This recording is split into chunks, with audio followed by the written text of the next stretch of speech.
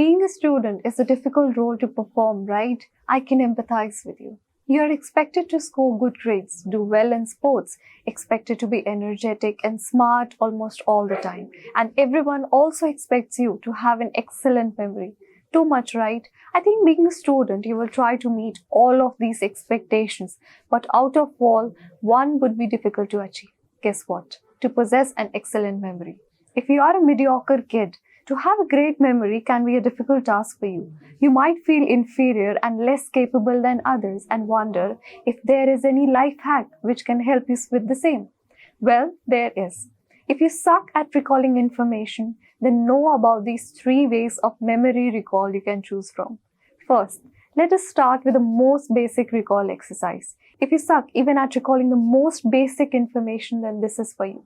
All you have to do is to get perfect in recalling anything you're asked about in a random fashion. It could be about what you had last night, upcoming episode of your favorite show, names of the top 5 pop singers. This kind of recall works if the information you are dealing with is not so bulky and complicated.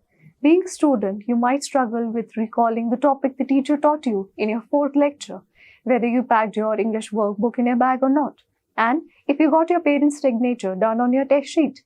You can get perfect at this by investing just 5 minutes on a daily basis and simply answering questions associated with the basic routine activities like, what did I do today?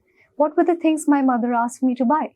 What all things did I discuss with my friends? What were the 5 things that caught my attention while coming back home? After a week or 10 days, you will see the change in yourself.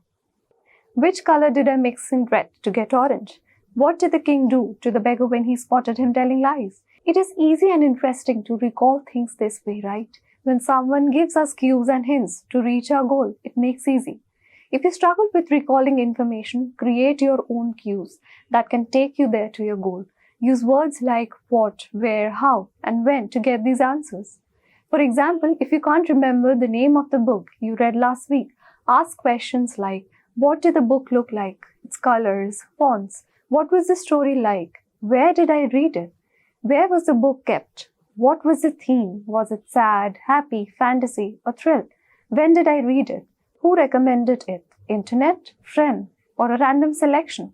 You may not be able to get answers to all these questions, but even if you are able to collect bits, it can push you close to recalling the information. Thus, the key is, the more questions you ask, the closer you get to recalling.